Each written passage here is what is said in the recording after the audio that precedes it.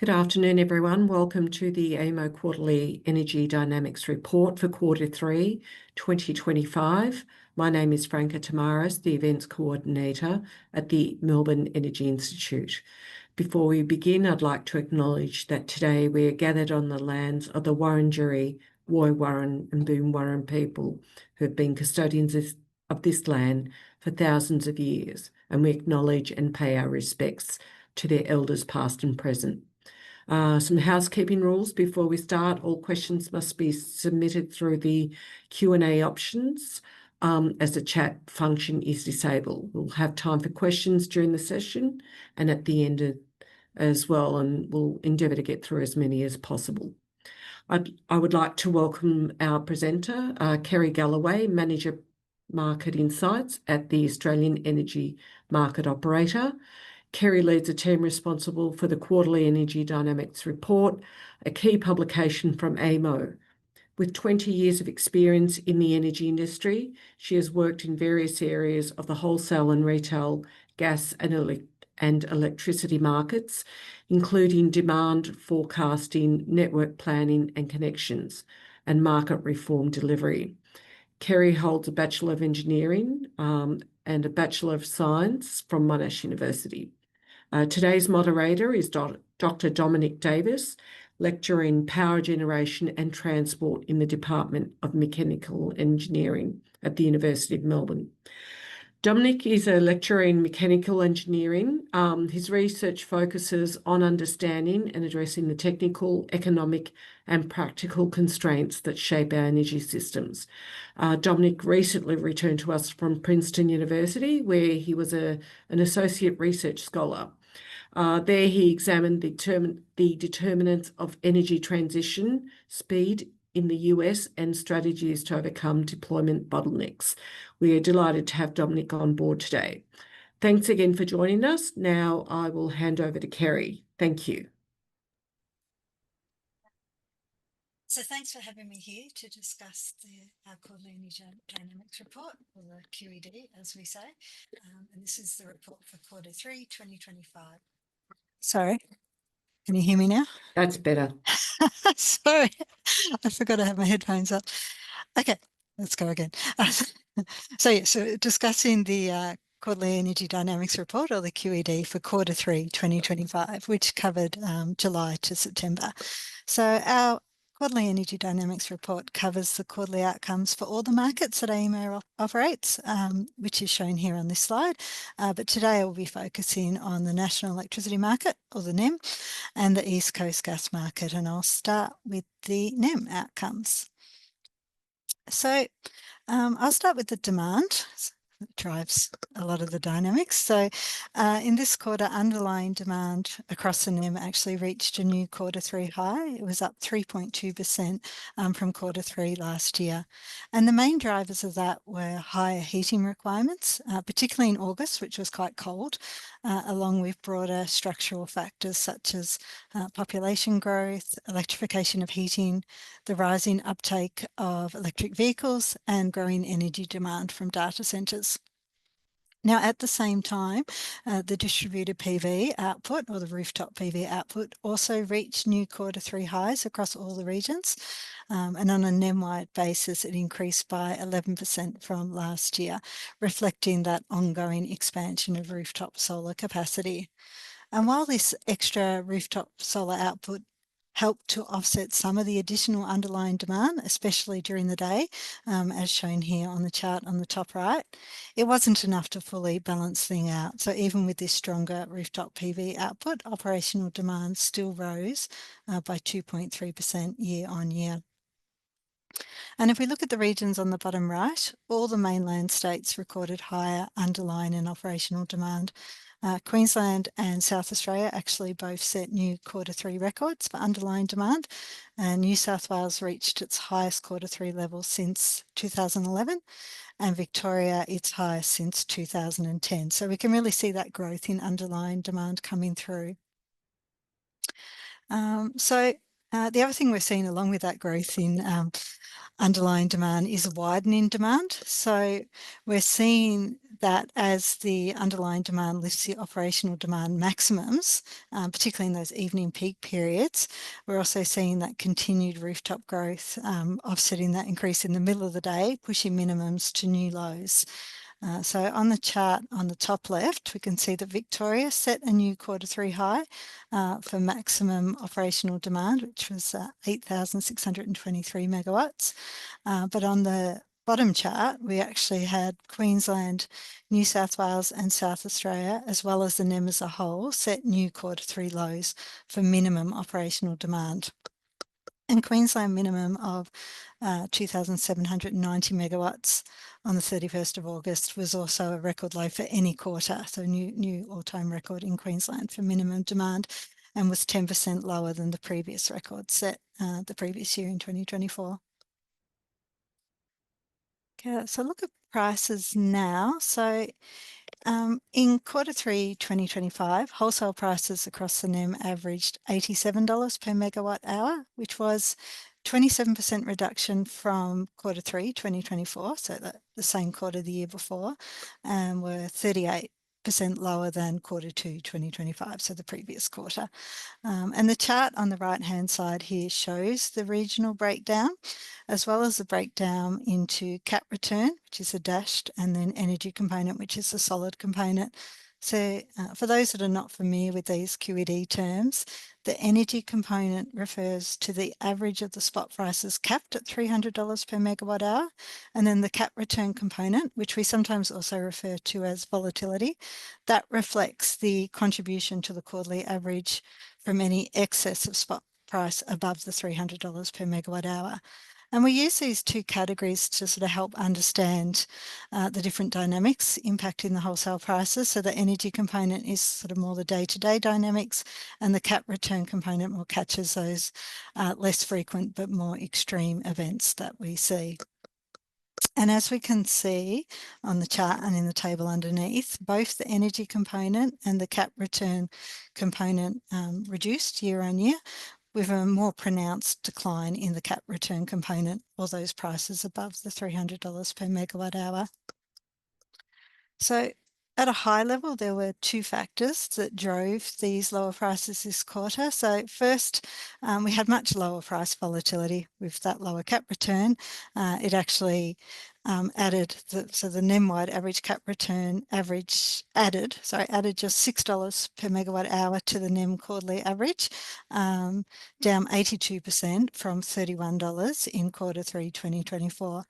So effectively this quarter, especially when compared to a year ago, there were fewer deep wind lulls, and there was higher net coal output during peak periods that really helped offset the rise in operational demand in those periods.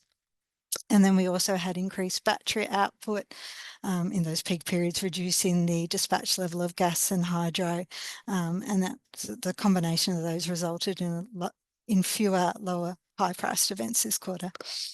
And secondly, there was also increased renewable energy output across the board, reaching new Q3 highs, and this helped offset the rise in operational demand and help reduce the energy component of the wholesale prices, which dropped by 8% to average $81 per megawatt hour this quarter.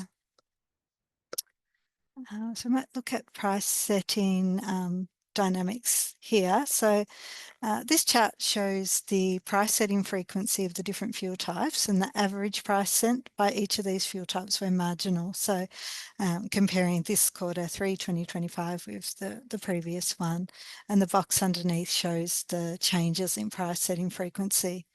And from that we can see that wind, grid solar, battery discharge and battery charge set NEM prices more frequently, while the other energy sources saw a decline. So the battery charging and discharging both increased by 4 percentage points year on year, reaching 9% of dispatch intervals each that they set the price. And hydro, whilst having a 7 percentage point decrease in price setting frequency, is still the most frequent price setting technology across the NEM, setting the price in 28% of intervals. Now, the average prices set by when fuel types were marginal actually declined for most sources, except for the wind, grid-scale solar and brown coal, which did show year-on-year increases, whilst they're still the lowest, still setting the lowest prices out of all technologies. Now, battery discharge, on the other hand, recorded the largest decrease, down from $499 per megawatt hour down to $185 per megawatt hour. So quite a large decrease there. And gas also fell from 272 down to 167. And these movements really corresponded with that reduced price volatility and contributed to that year-on-year decrease in the cap return component of the spot prices. Okay, I might move now to the overall generation. So total generation increased, up 3.9% year on year, and that was driven by that higher underlying demand and also more battery charging activity. Now, renewables hit a Q3 high of 42.7% of the overall supply this quarter, with uplifts in wind, rooftop PV, grid-scale solar, and there was a slight, even though hydro dipped slightly. So the fossil fuel share fell to 57.3%, down from 60.7% in this quarter last year. And if we look at the time of day patterns on the right, the solar output peaked around midday as expected, but the battery charging, which is shown here on this red line, which is not dotted for some reason, increased quite a bit during the daytime hours. It was up by more than 150%. And in the evening peak, wind generation and battery discharge both increase, helping to displace hydro and gas generation, which, as I mentioned, played a role in those lower cap return outcomes. And then across all hours, gas and brown coal generation declined, while wind output increased across all hours, helping with that lower energy component of the prices. Okay, I'll just look a bit more closely at some of the individual shares. So coal generation did decline year on year. We did have an increase in black coal generation, but we had a larger decrease in the brown coal. So overall, the total coal generation did decrease year on year. So the black coal on the left, that increased by just 0.8% compared to Q3 2024, supported by higher availability with less full unit outputs. And that higher availability was seen in both New South Wales and Queensland. I'll just look a little bit at the intraday flexibility, and we define the intraday swing as the difference between the sort of the daily maximum and the daily minimum average generation. So the difference, just looking at the chart on the bottom right here, we can see that the maximum and minimum numbers. So in New South Wales and Queensland, they increased by 356 and 97 megawatts. So the New South Wales do remain the most flexible out of the entire coal fleet, with their minimum generation, the daily minimum generation, at 47% of the average availability versus 60% in Queensland. And these are important measures to support higher renewable output during the daytime hours. And AEMO did recently publish a 2025 thermal audit, which provides more information on the evolving flexibility and also the changing reliability of the NEMS thermal power generators. It's worth looking at.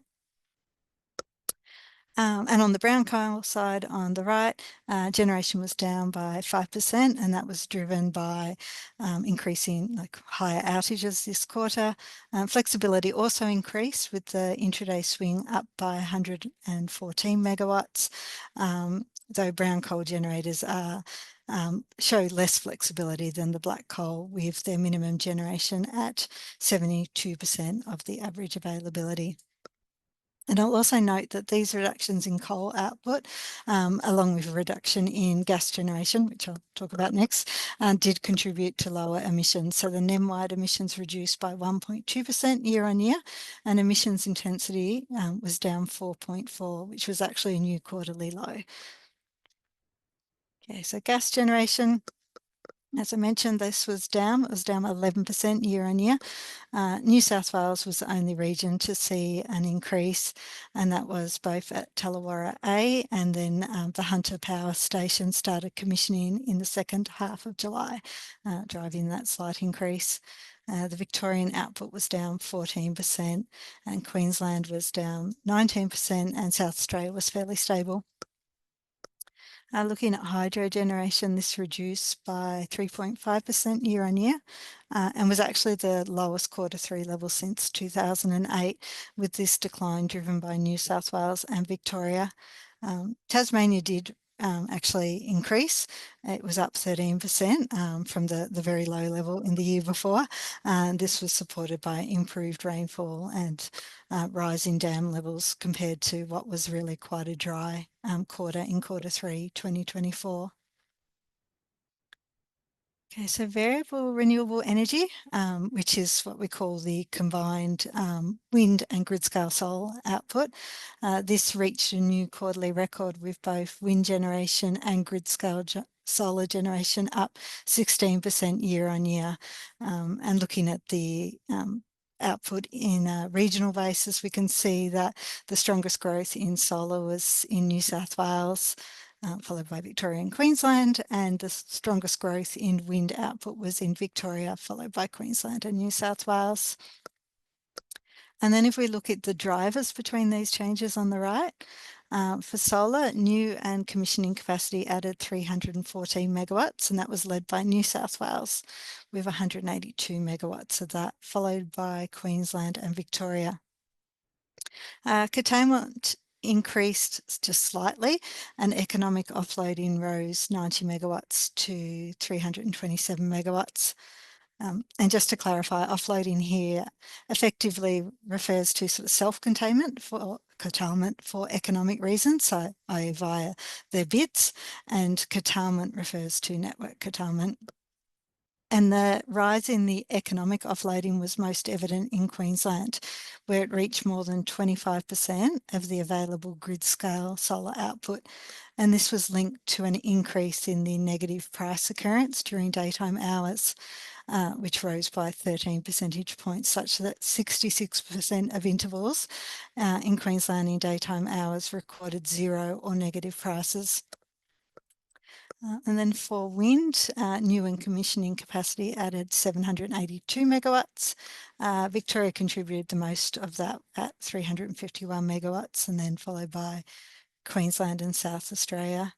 The existing wind assets had slightly lower availability, and both curtailment and offloading increased, and that was mainly in Victoria and South Australia.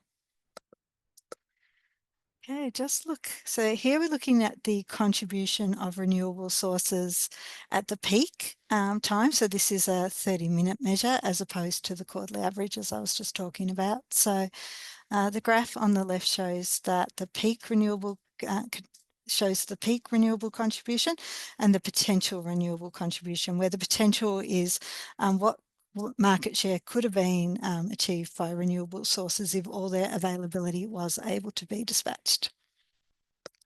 So the peak renewable contribution reached a new record of 77.2%, and the renewable contribution reached a share of 110.3%. And the breakdown at the time of the peak renewable contribution with 77.2 is shown in the box underneath, and you can really see the large role that the rooftop PV plays in setting these records. And the graph on the right shows the range of the renewable energies contribution to the NEM supply on a 30-minute basis. So we see it swing this quarter of 63.5 percentage points between the maximum of 77.2 and the minimum of 13.6. And you can see that the maximums have sort of grown relatively steadily, but the minimums have had more ups and downs. So we're seeing this kind of increase in the range of operational conditions that the control room faces on a day-to-day basis. Also looking regionally, both New South Wales and South Australia set new records for the amount of renewable generation, so the renewable generation share this quarter, surpassing the previous records. So South Australia reached 98.7% of renewable generation share, with the remaining 1.3% supplied by gas. And this new record was enabled by a revision to the system security requirements in South Australia that allows operation with just one synchronous generation unit online under defined operating conditions, which was a reduction from the previously required 2 units. And New South Wales reached 83.2%. Okay, actually, I'll just pause here for questions before moving on to interconnector flows and FCAS and battery revenue and East Coast gas. Thanks, Kerry. We actually don't have any questions in the Q&A just yet, so feel free to put them in. Maybe in the meantime, I'll ask a question. Just on your most recent slide there, Kerry, the difference between 110 and 77% of the renewable availability and the contribution or potential and contribution. What is it that's leading to that discrepancy? And what is it, security related issues, or you mentioned the offloading? What are the main contributors there, and what are the changes that we're likely to see in the coming years? Yeah, so I mean, it is a combination of both of those. So, we do have the coal units online at minimum levels, and they will normally bid in at quite low prices. So then the renewable generators will offload. So I think, a couple of things we are seeing is reduction in the minimum system loads of some of the coal units, as well as a move to shifting, as we call it, so they come off during the day.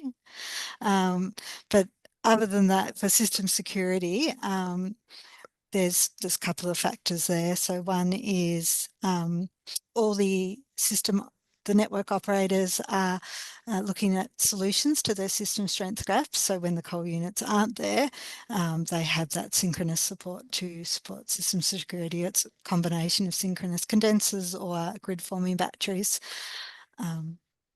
So that's, it's sort of those transition services for system security that need to come online to enable the coal generators to not run all the time, and then increase the renewable that we're actually able to meet. Right. Thanks, Kerry. We've got a few questions coming in now. Question on the minimum demand in Victoria, which has increased. Is that due to EVs, data centres, electrification, or something else? So the maximum demand? Yeah, right. Yeah, in Victoria, it's a little bit hard to say exactly what is causing the demand increase, because it's everything. It was quite cold in winter compared to the winter before, but we are definitely seeing a growth in the underlying demand for structural reasons, and we're seeing a decrease at the same time in the residential gas demand. So there's very strong signs of electrification of heating, particularly in Victoria. I think it's a major driver. Right, so that answers another question about the demand increase, partly weather driven. It was a cold winter, but then these other things coming in as well. Yeah, that's right. So a few questions about the intraday swing of prices in New South Wales being significant. Is that because some of the coal generators are newer and better able to flex up and down? Yeah, I don't know exactly the technical reasons between that, but yeah, as I said, there is a thermal audit that AEMO's recently completed that's on our website, and it goes into a lot of that detail as to what enables the different coal units to flex differently than the others. But yeah, definitely the New South Wales ones show that greater flexibility. Right. And then maybe one more set of questions about the role that batteries are playing at the moment. So the batteries are setting price while charging and discharging more frequently. Is that due to there being more batteries in the system at the moment, or are they playing different roles? Or It's driven by the growth in the battery capacity, definitely. Yeah. right. And then this follow-up question, I'm curious to know, how is battery contributing to this peak renewable energy contribution, and what potentials is AEMO expecting both at utility and distributed scale? So I guess that's a question about are the batteries benefiting from there being more and more renewables and there being a larger swing in prices across the day? Yeah. So, well, the batteries themselves, so this red line here, which is a battery charging number, Yep. the change in the battery charging number, that is helping sort of soak up some of the excess or some of the rooftop PV. Right. Which then does allow more renewables that, to come into action that would have been potentially offloaded, because it does help increase the price, increase the demand level, the operational demand level, and the price. So there's that, and that would be the same whether it's at a roof, like a household level, and the household Yeah. level directly soaks it up at the point of Yeah. supply, or whether it's within the NEM. I think they're both be very important parts of enabling higher output from renewable generators. Right. And so batteries are, this is batteries earning revenue in energy or time shifting generation. I think you've got a point on battery revenue in FCAS as well coming later. So I do. I have a whole slide on battery revenue. So yeah. we can pick up on the battery questions later then as well. Cool. Shall we move on? Yeah, sounds good. And then we Thanks, can Kerry. see. Thank you.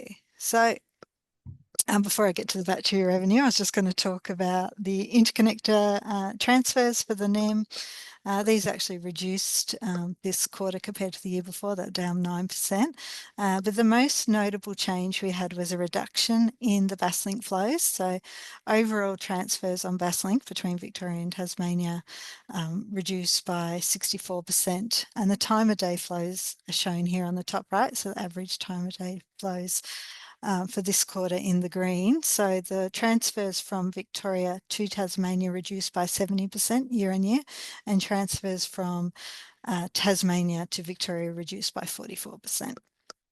And these changes were driven by changes in Basslink's bidding behaviour. So Basslink currently operates as a market network service provider, and it offers its capacity to transfer through market offers. So effectively the prices of these market offers represent the minimum price difference between importing and exporting regions at which Basslink will transfer that flow. So effectively higher price offers means that we need a larger spot price differential between Victoria and Tasmania before that flow will be scheduled.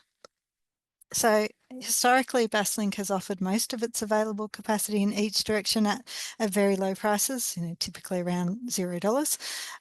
But however, from 1st of July, that behaviour changed significantly, and now we have very little capacity offered at those very low prices. So the bar chart on the bottom right shows the average transfer capacity offered in both directions, broken down by price range for each month of the quarter. So on average across the quarter, around 65% of Basslink's transfer capacity into Tasmania was offered at prices between $35 to $75 per megawatt hour.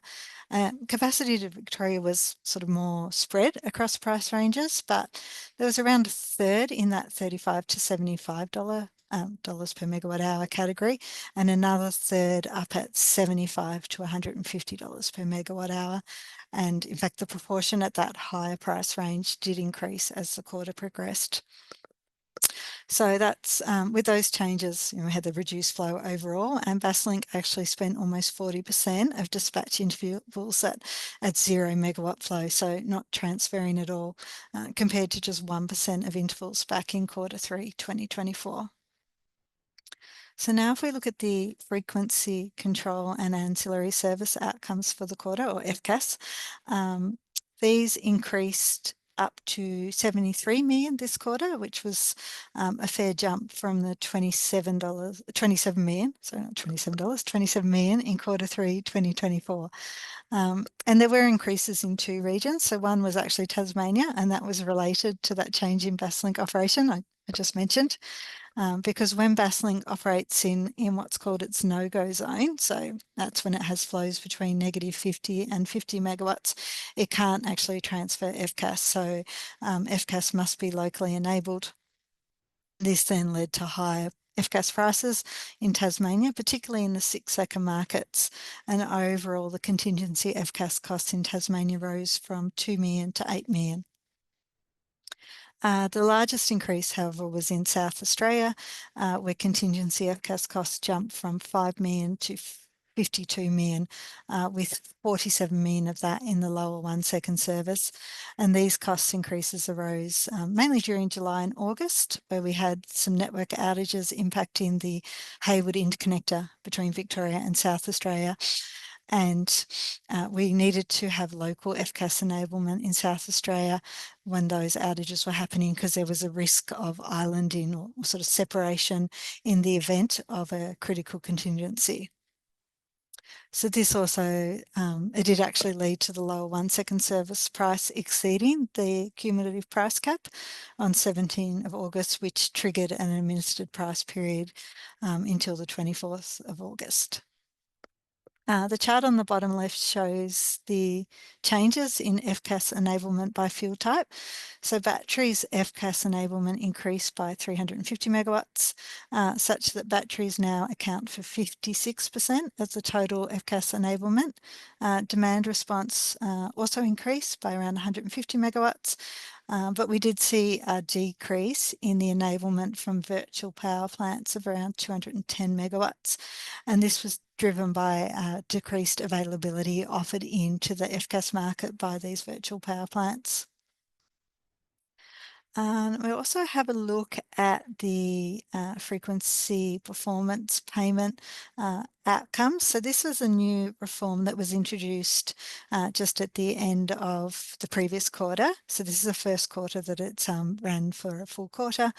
And it's a double-sided incentive system that rewards participants for helpful frequency control with incentive payments, which are then debited to those participants with unhelpful impacts. And it uses 5-minute contribution factors to calculate the frequency performance payments. And then these factors are also used to calculate cost recovery for the regulation FCAS, which replaces the previous method, which was called causa pays. So the chart on the right shows both the FPP credits and debits, noting that they sum to zero because the FPP is a zero-sum scheme, as well as the payments for the regulation FCAS enablement and the recovery for the regulation FCAS costs by fuel type. So the yellow dot shows the net position after those FPP credits and debits and regulation FCAS payments and recovery are summed for each fuel type. So the total costs for the regulation FCAS were 6.1 million, which is slightly lower than the year before, and a total of 7.6 million in FPP settlements, FPP payments were settled. So on the net credit side, we can see that batteries received the highest share at 3.6 million, followed by the hydro generators at 1.7, and then black coal at 1.4. And on the net debit side, the residual category, includes all the sites that don't actually have the appropriate metering to calculate individual contribution factors. It tends to be small consumers and distributed resources. They incurred the largest share of charges at 3 million, followed by wind at 2.2 and solar at 1.8. Okay, now looking at the battery revenue. So the net revenue for NEM grid scale solar batteries increased to 112 million, which was a 47% increase from Q3 2024. However, the arbitrage revenue which is that revenue from the spot market, so from selling and buying energy, so the energy revenue minus the energy costs, that decreased by 9.3% year on year. And the FCAS revenue, that rose to 33.7 million. That's quite a large increase from the quarter before. And as a result, the FCAS revenue share of the total battery revenue rose from 16% to 48%. But the South Australian batteries really did dominate this shift. So they earned 88% of that total FCAS revenue here. And that was driven by those increases in the lower 1 second price in July and August that I mentioned.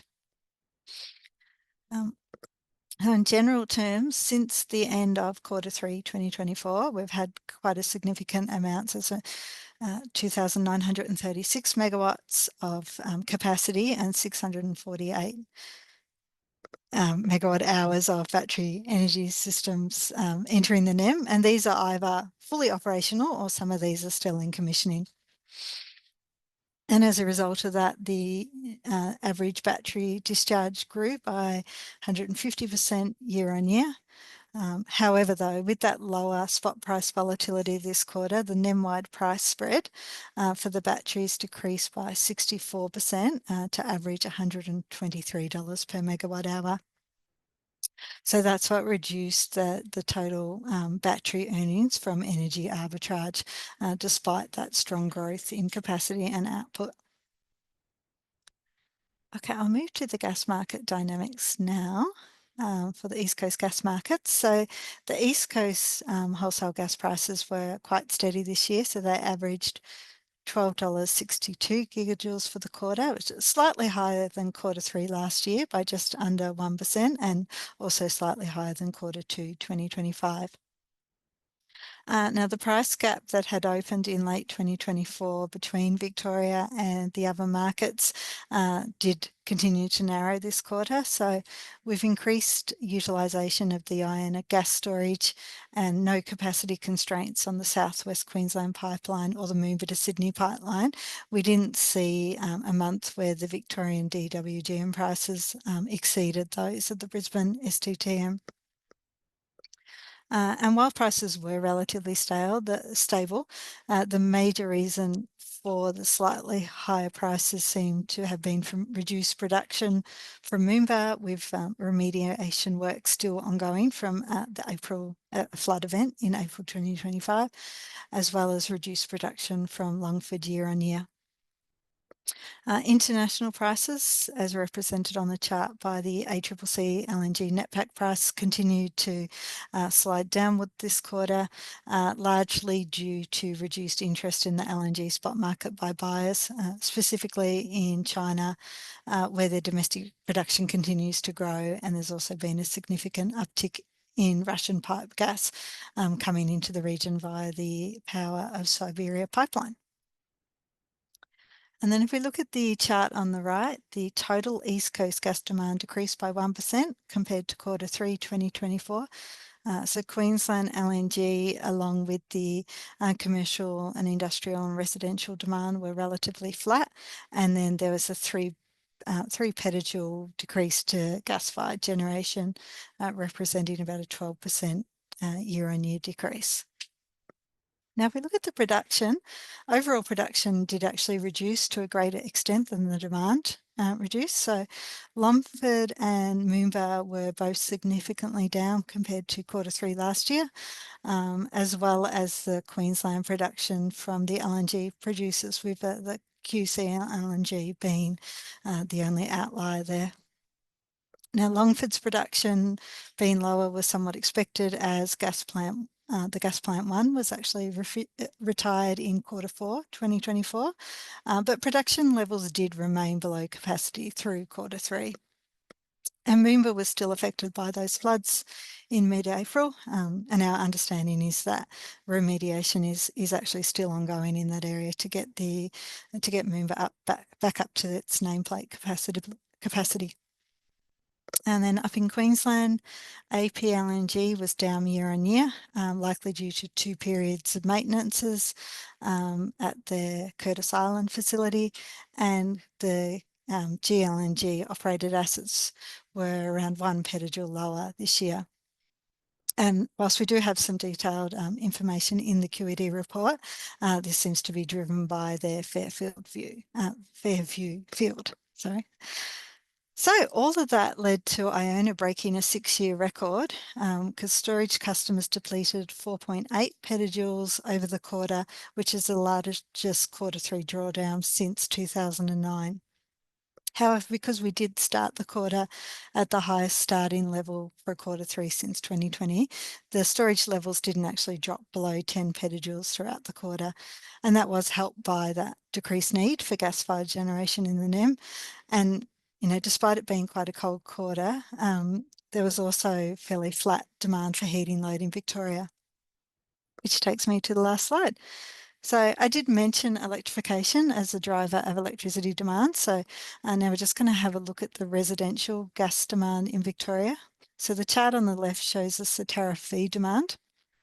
And that's the users in the Victorian DWGM that consume less than 10 terajoules a year or under 10 gigajoules an hour.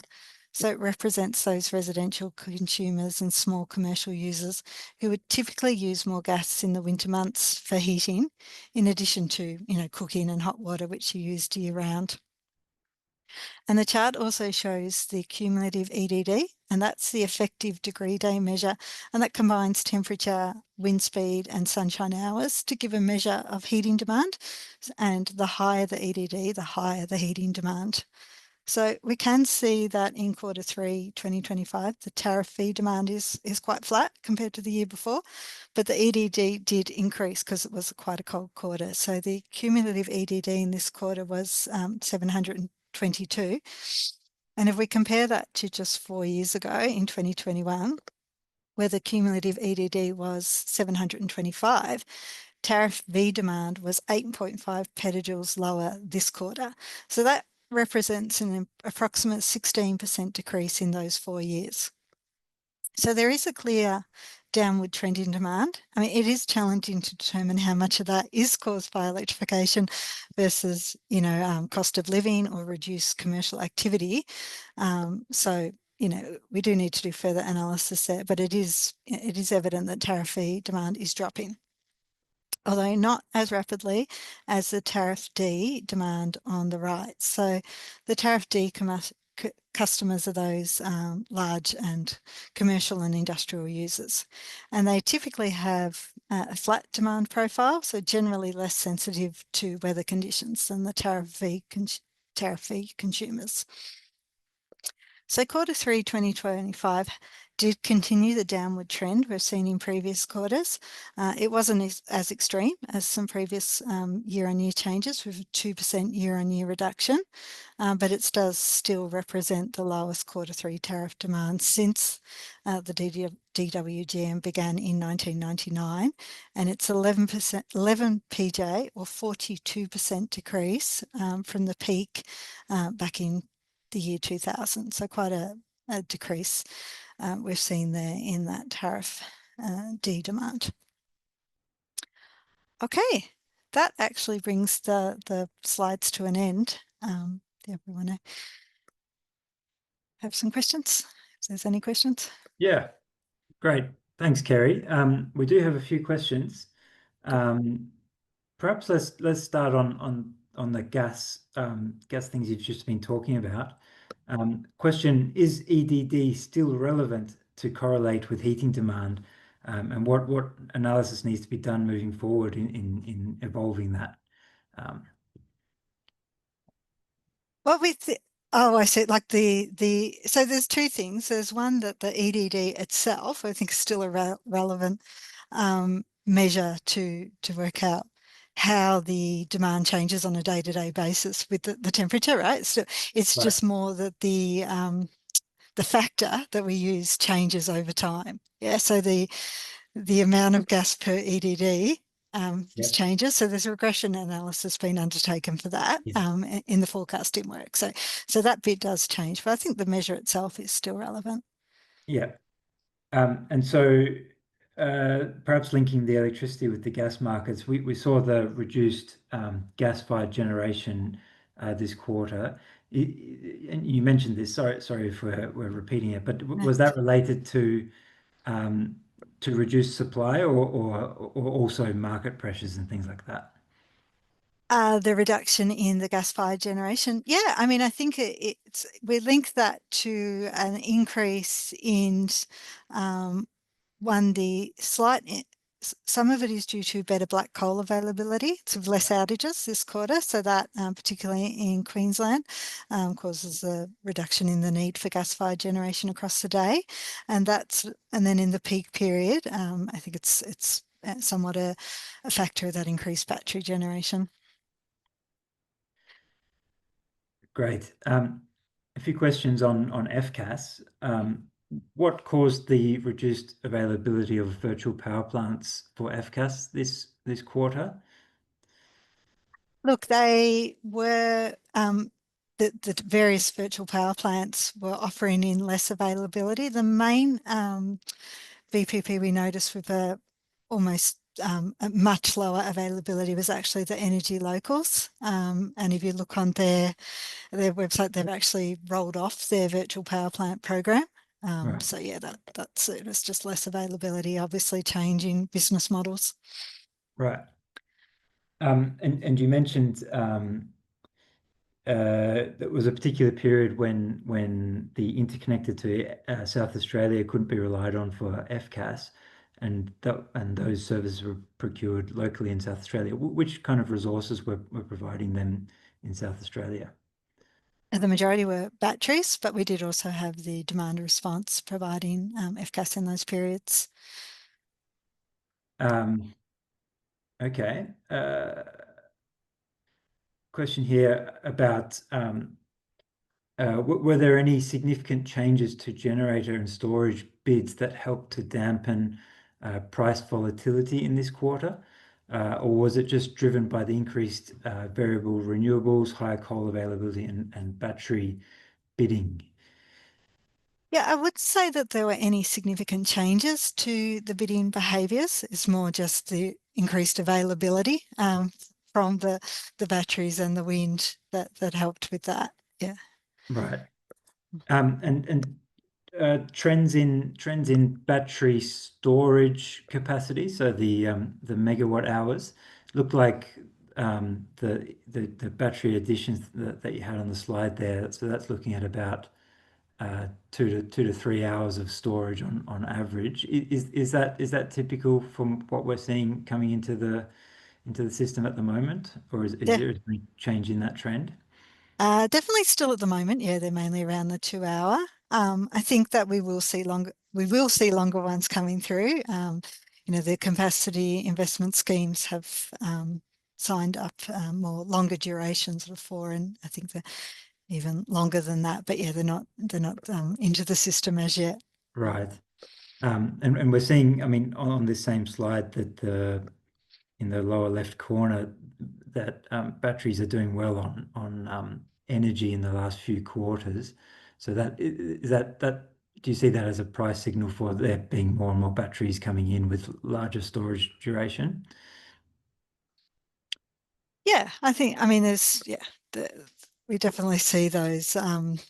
It is this one. If you look at the price spread, it's a little bit of a, what would you call it? It's the official name for a chart that looks like that, but it is quite volatile, right? Yeah, You definitely have a quarter where you have very high price volatility and then much higher energy arbitrage, and then other quarters which are a bit more stable. But yeah. Yeah, great. We've got a couple more questions.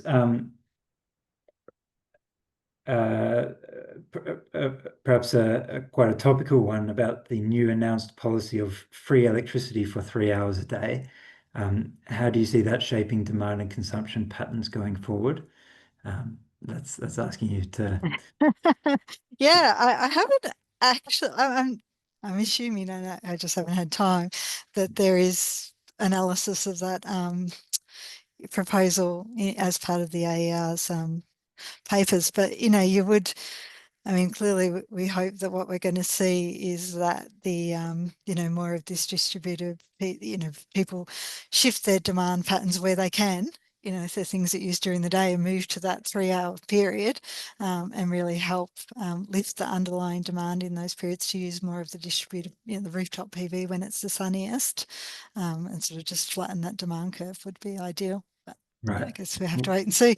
We might have to report back in a few quarters' time. Yeah. So that looks like everything in the Q&A, unless there are some burning questions coming in immediately. We might wrap it up for today. Thanks very much, Kerry, for the presentation again. Another very interesting quarter in the NEM and the WEM and across Australia.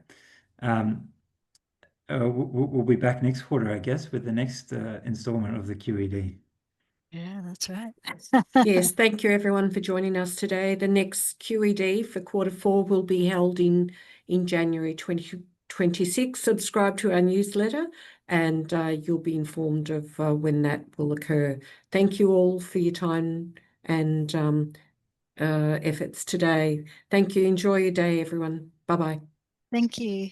Bye. Thank you.